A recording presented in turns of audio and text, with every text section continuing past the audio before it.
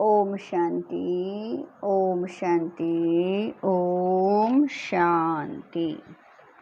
8/4/25 प्रातः मुरली। ओम शांति। बाप दादा मधुबन। मीठे बच्चे, सर्वोत्तम युग यह संगम है। इसमें ही तुम आत्माएं परमात्मा बाप से मिलती हो। यही है सच्चा सच्चा कुंभ।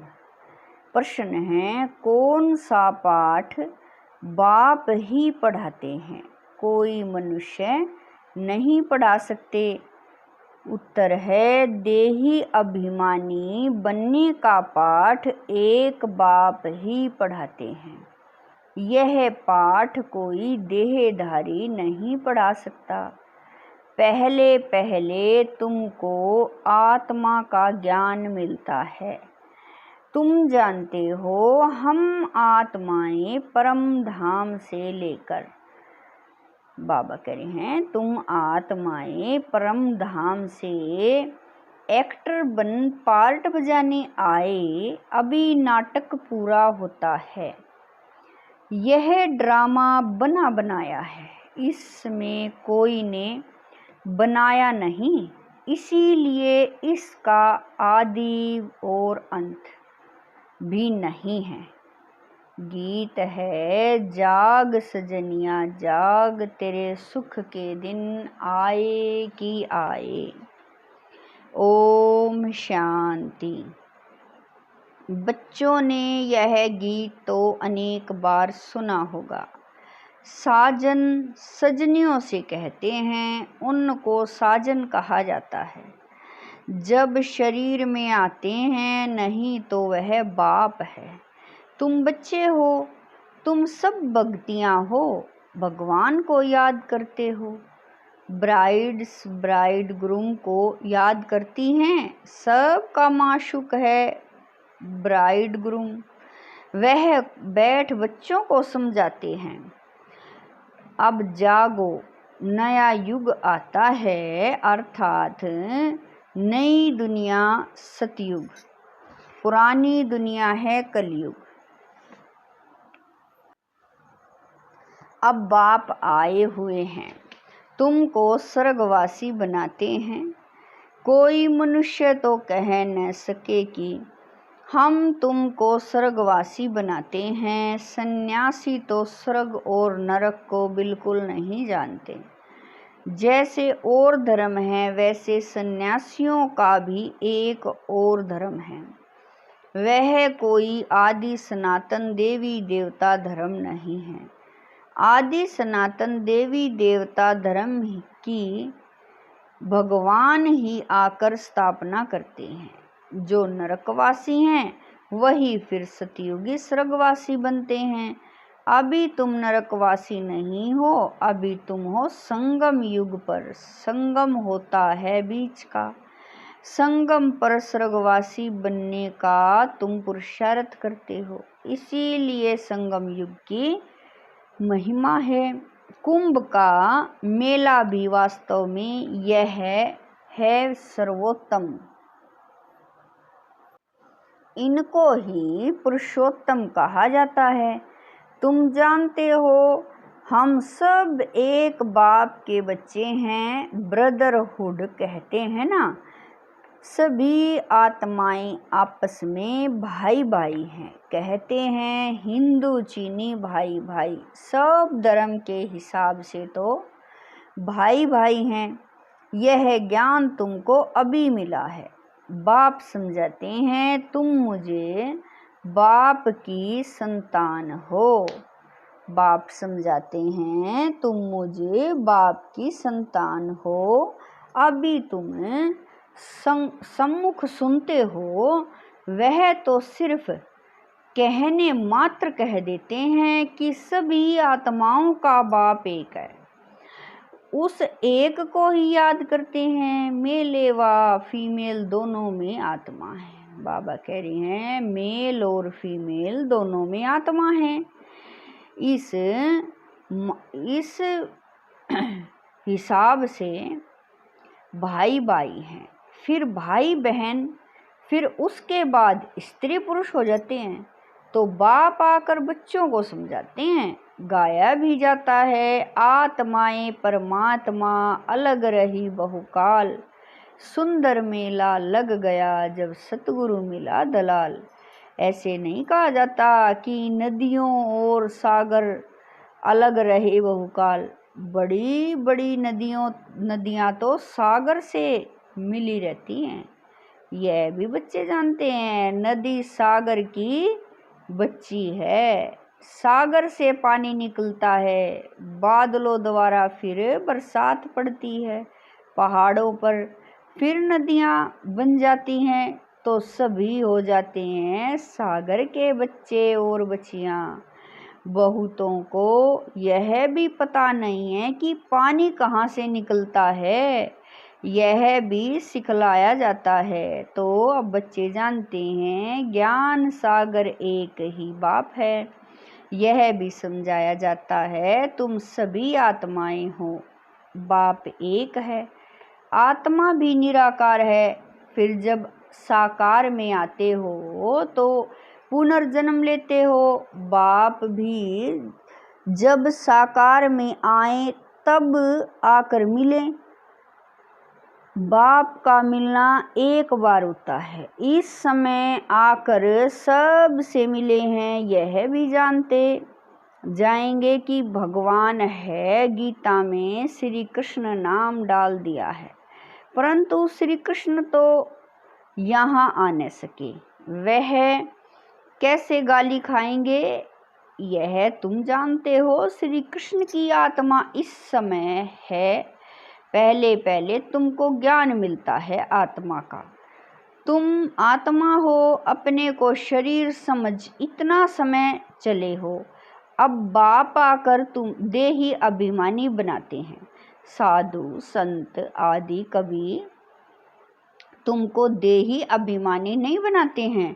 तुम बच्चे हो, तुमको बेहद के बाप से वर्षा मिलता है। तुम्हारी बुद्धि में है कि हम परम धाम में रहने वाले हैं, फिर यहाँ हम पार्ट बजाने आए हैं। अभी यह नाटक पूरा होता है। यह ड्रामा कोई ने बनाया नहीं है, यह बना बनाया ड्रामा है। तुमसे पूछते हैं यह ड्रामा कब से शुरू हुआ? तुम बोलो यह तो अनादि ड्रामा है, इसका आदि अंत नहीं होता। पुराना सो नया, नया सो पुराना होता है। यह पाठ तुम बच्चों को पक्का है।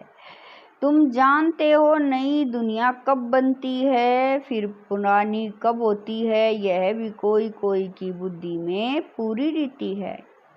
तुम जानते हो अभी नाटक पूरा होता है, फिर रिपीट होगा बरोबर हमारा 84 जन्मों का पार्ट पूरा हुआ।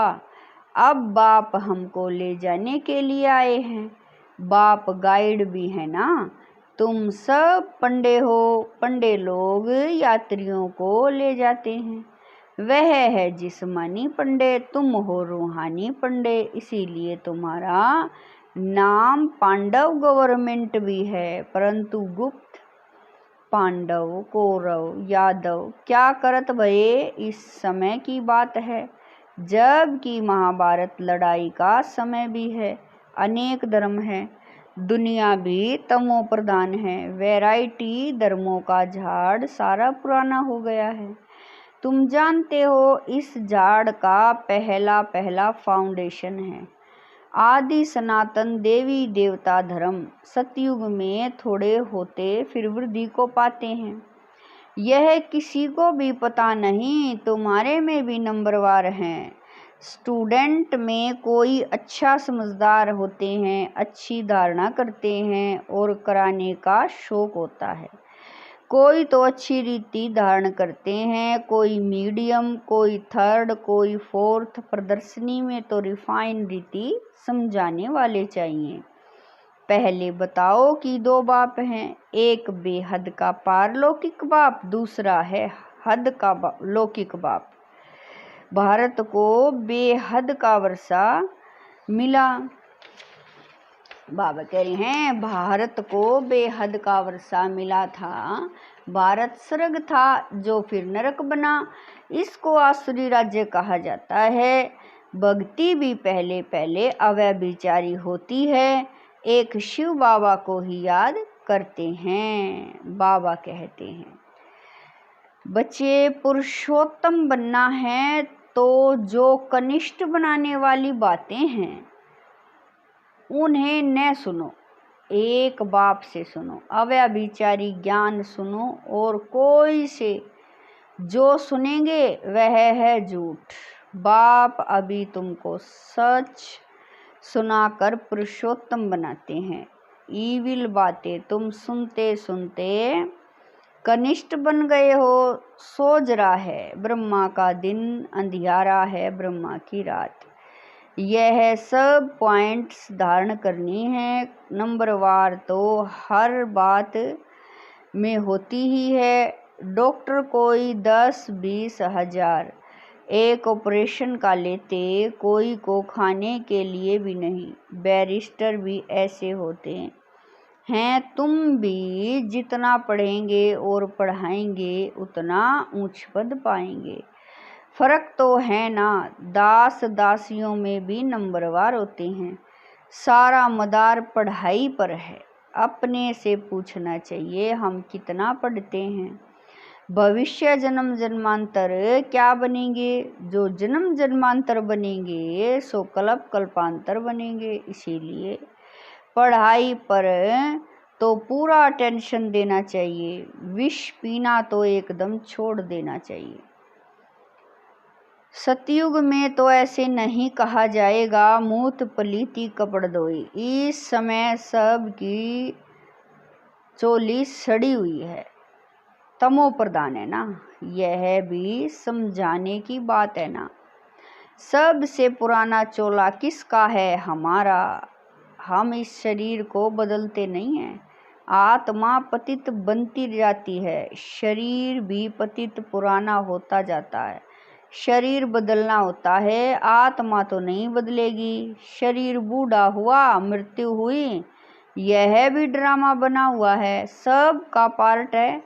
आत्मा है अविनाशी। आत्मा खुद कहती है मैं शरीर छोड़ती हूँ, देही अभिमानी बनना पड़े। मनुष्य सब देह अभिमानी हैं। आधा कल्प है देही अभिमानी, आधा कल्प है देही अभिमानी। देही अभिमानी होने के कारण सतयुगी देवी देवताओं को मोहजीत का टाइटल मिला हुआ है, क्योंकि वहाँ समझते हैं हम आत्मा हैं। अब यह शरीर छोड़ दूसरा लेना है। बाबा कह रहे हैं मोहजीत राजा की भी कथा है ना।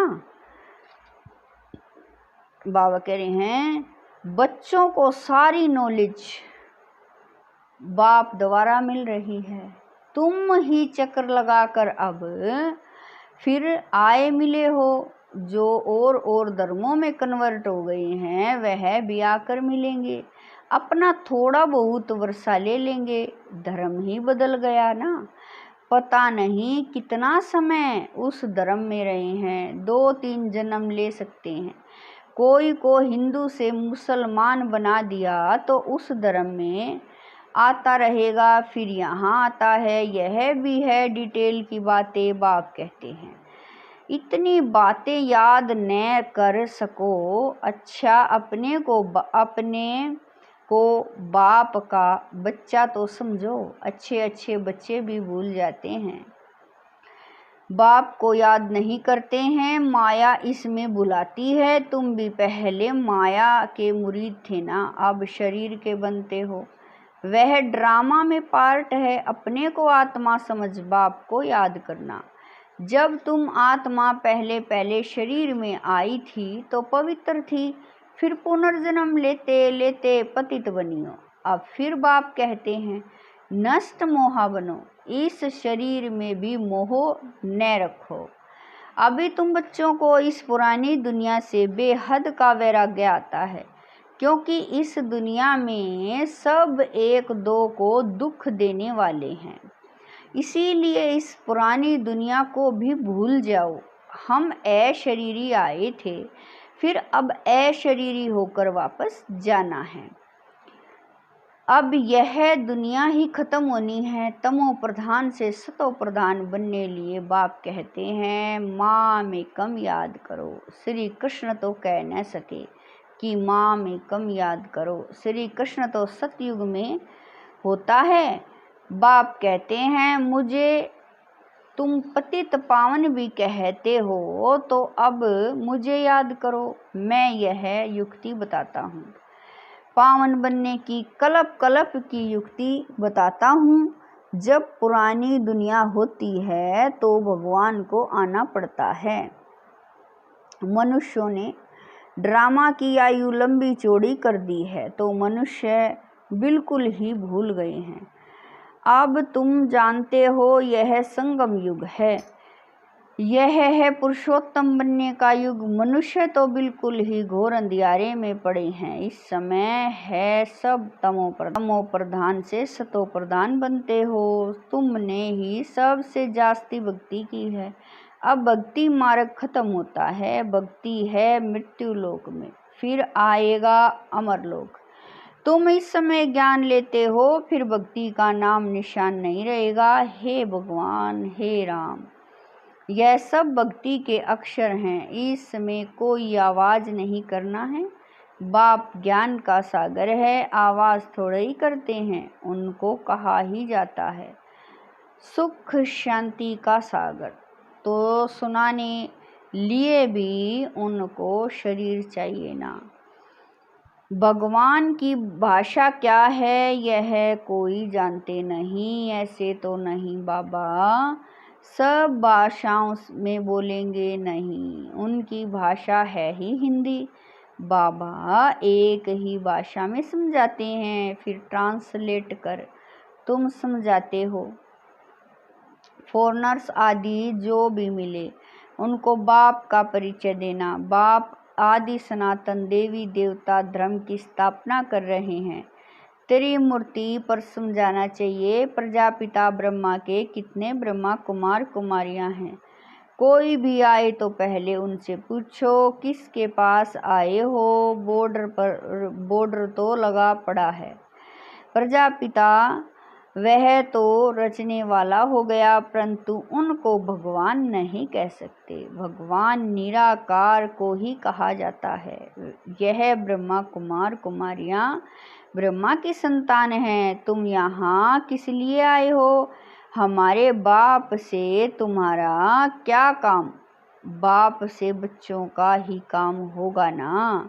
हम बाप को अच्छी रीति जानते हैं, गाया हुआ है सन शोज फादर, हम उनके बच्चे हैं।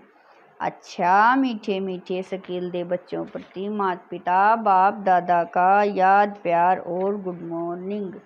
रूहानी बाप की रूहानी बच्चों को नमस्ते। हम रूहानी बच्चों की रूहानी माता पिता बाप दादा को दिलवा जान शिकवा प्रेम से याद प्यार गुड मॉर्निंग नमस्ते ओम शांति। मेरे बाबा मीठे बाबा प्यारे बाबा, लाख लाख शुक्रिया मेरे बाबा। धारणा के लिए मुख्य सार है नंबर 1, पुरुषोत्तम बनने के लिए कनिष्ठ बनाने वाली जो ईवल बातें हैं वह नहीं सुननी है।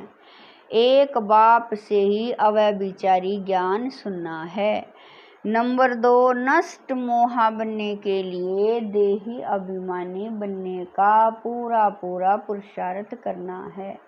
बुद्धि में रहे यह पुरानी दुख देने वाली दुनिया है, इसे भूलना है। इससे बेहद का वैराग्य हो। वरदान है संगम युग की सर्व प्राप्तियों को स्मृति में रख चढ़ती कला का अनुभव करने वाले श्रेष्ठ प्रावधी भव।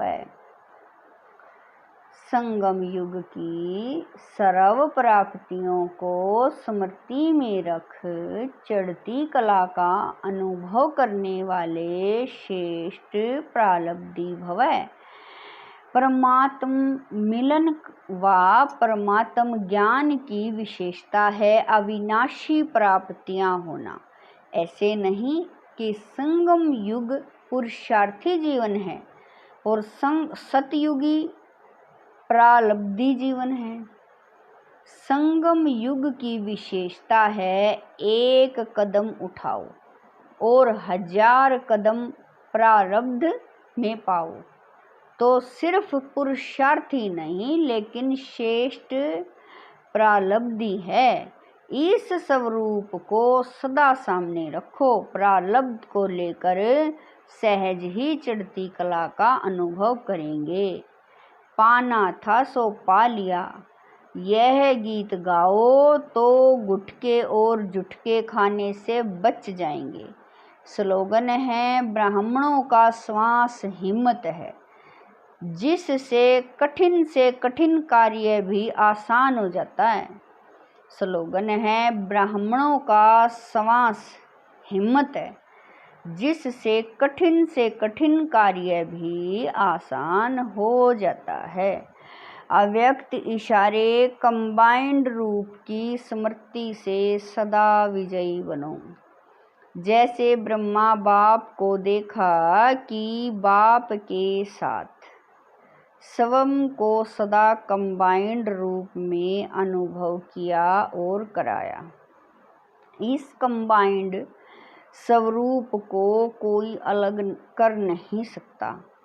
ऐसे सपूत बच्चे सदा अपने को बाप के साथ कंबाइंड अनुभव करते हैं। कोई ताकत नहीं जो उन्हें अलग कर सके। ओम शांति।